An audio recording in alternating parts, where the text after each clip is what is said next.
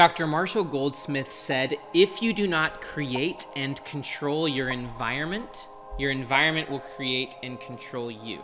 So your life is like a garden. It's constantly growing weeds, and if you do not create and control that garden or that environment, it will overrun you. It will overtake you. We live in a world where there's constant distraction, constant infiltration on your time, your attention, on everything. And just life in general, it's easy to start drifting. So your life is kind of like a garden, but your life is also kind of like an airplane. There's a great concept that basically airplanes spend 90% of their time off course because turbulence is pushing them off course, but they have an inertial guidance system which is constantly course correcting. And so in this video, I'm going to talk to you about how to apply the 80-20 principle to your life so that you can actually focus on results, you can focus on effectiveness, and you can remove all of the weeds from your life that will constantly infiltrate you. You can actually create barriers. You've got to create and control your environment, or else it's going to create and control you. You've got to create and control your priorities, or else it'll be overrun by other people's priorities. And so the first aspect of applying the 80-20 principle is, first off, just knowing what it means. The 80-20 principle is the idea that 80% of your results comes from 20% of what you do. There's a few things that you do that produce most of the happiness, most of the results, most of the benefits. And then there's another 80% of activities or people or situations that are in your life that are mostly just weeds in your garden. They're things pulling you off course as an airplane. And it can be really hard to focus on those things which matter most. There's a great quote that says, it's a great question really, which is, are you caught in the thick of thin things? There's a lot of thin things out there, or lesser goals. There's a great quote from Robert Brault. He said, we're kept from our goal, not by obstacles, but by a clear path to a lesser goal. Those lesser goals are the weeds in your garden, or they're the turbulence pushing you off course. And so the first thing you need to do to actually apply the 80-20 principle in your life is, first off, define your desired future self. You have to define your future self, the person you want to be. And within that future self is what you value. What you value is what actually generates your future self. What do you value, and who's the person you want to be, and why do you care about that stuff? So actually defining what matters most to you. Where do you want to focus your attention? Who do you want to be? What do you want to double down on? There's a great way to look at everything in life, and that's that everything is either an investment towards your future self, which makes your future self bigger, or things are a cost towards your future self, which means you're actually making your future self less valuable. Wasting your time and just distracting yourself are costs to your future self. Eating unhealthy foods or engaging in unhealthy addictions ultimately creates a diminished value of your future self, whereas if you're investing in your future self towards what you value, your future self becomes more valuable. And so clarifying what do you value and how can you start making more investments in those things so that your future self can increase in value. What's really interesting is that when you increase the value of your future self, your present immediately becomes better. There's a quote from Dan Sullivan. He said, the only way to make your present better is by making your future bigger, because whatever view you hold of your future shapes who you are in the present. It shapes what you do. It shapes how you feel.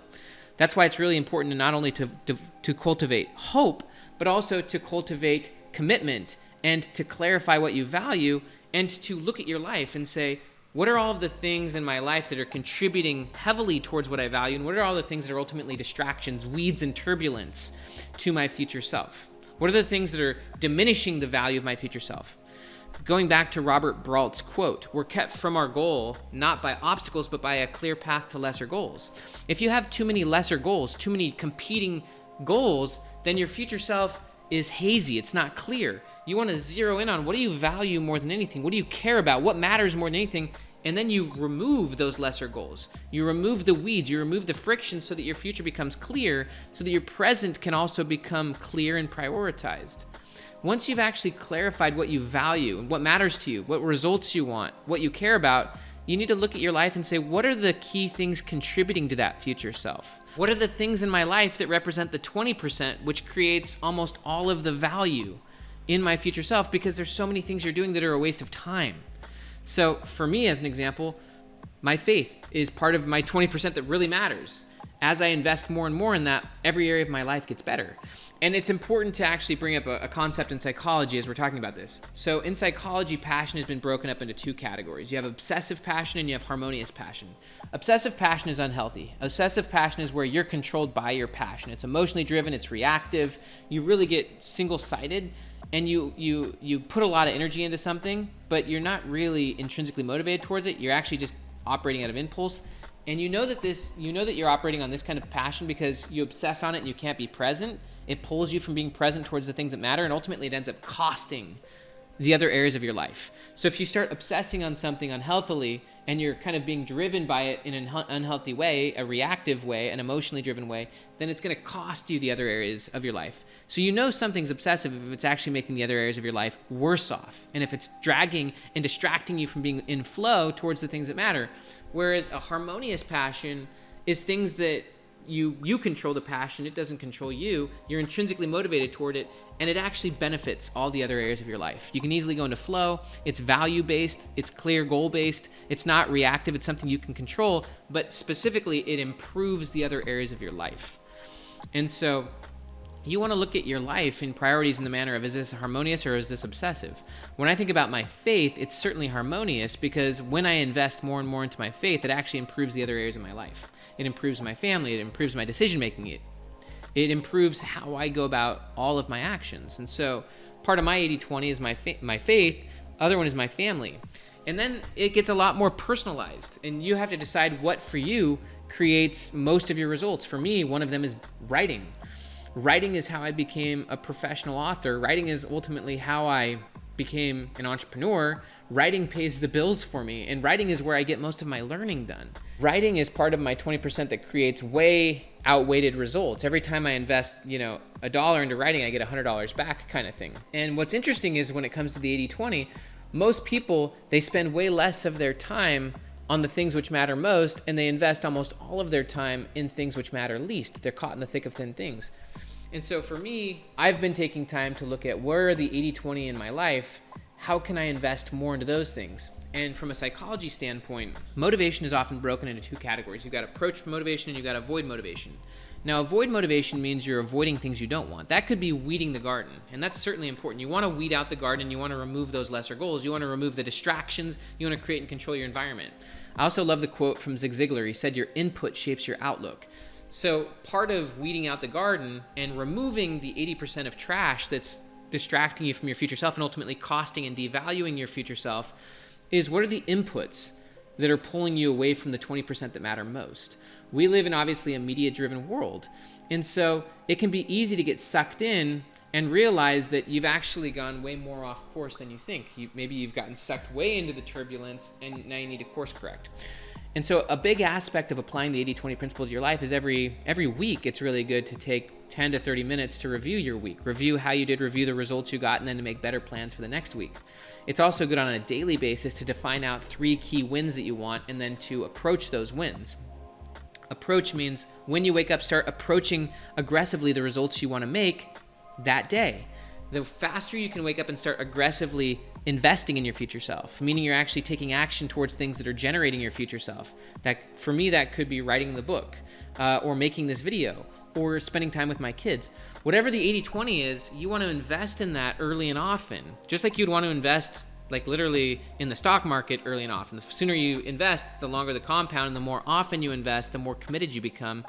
Because your behavior is what, generates your identity in a large part. You are what you repeatedly do. Also, when it comes to removing friction, I would invite you every 90 days. Every 90 days, take stock, because life changes no matter what on a 90-day basis. But if you're someone approaching goals or pursuing your future self, inevitably over a 90-day period of time, some disorganization has happened, some weeds have crept in, maybe some bad habits, or just by nature of growth, things have gotten slightly out of hand. And so every 90 days, it's nice to recalibrate, maybe take a few hours to reorganize, clean out your closet, if you will, because maybe some extraneous clothes got put in there, or maybe just your systems have gotten disorganized as you've grown. And so every 90 days, revisit your future self, And it will slightly change over a 90-day period even. There's a great quote from Josh Waitzkin. Josh Waitzkin wrote the book, The Art of Learning, and every 90 days he asks himself this question: what did I believe 90 days ago that I don't believe anymore?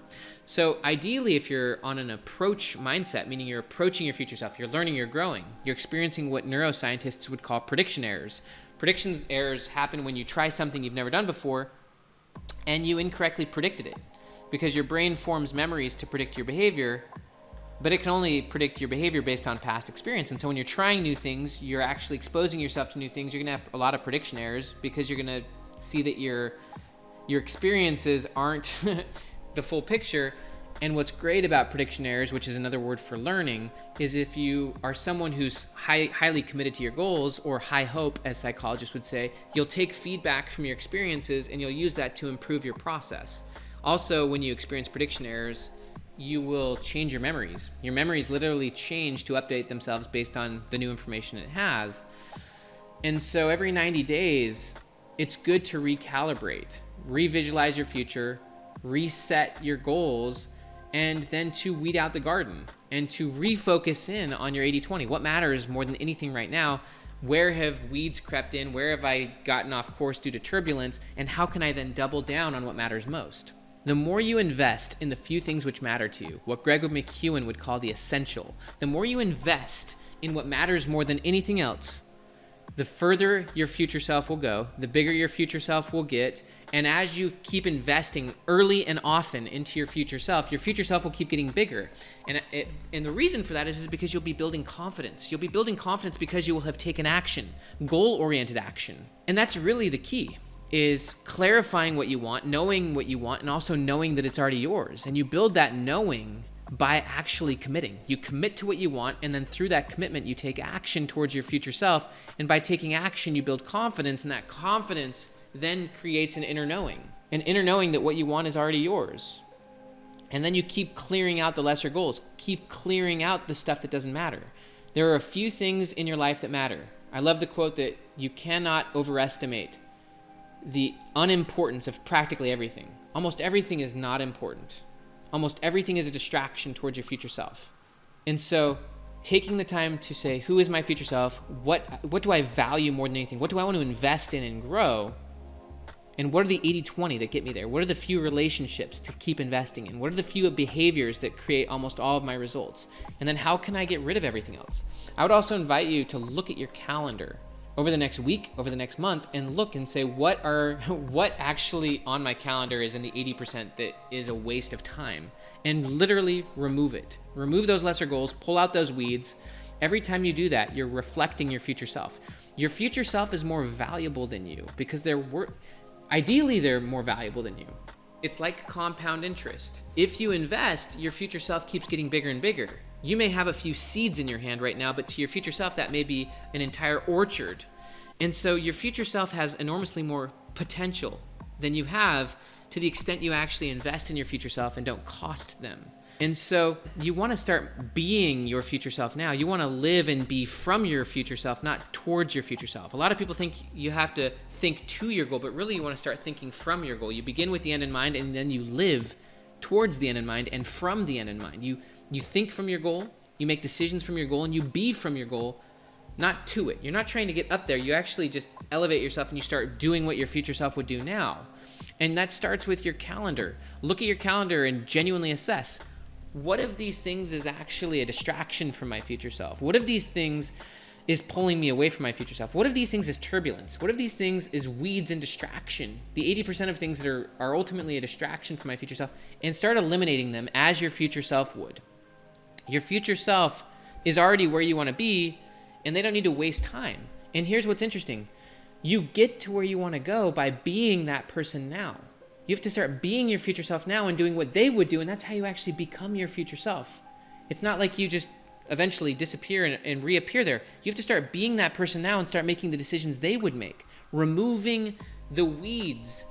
And so I would invite you to, first off, clarify your future self, clarify what you value and what you want to invest in, and then zero in on the 80-20. What are the few things that really matter, and start doubling down on your investments in those things and peeling out, weeding out the garden of your life with the things that don't matter.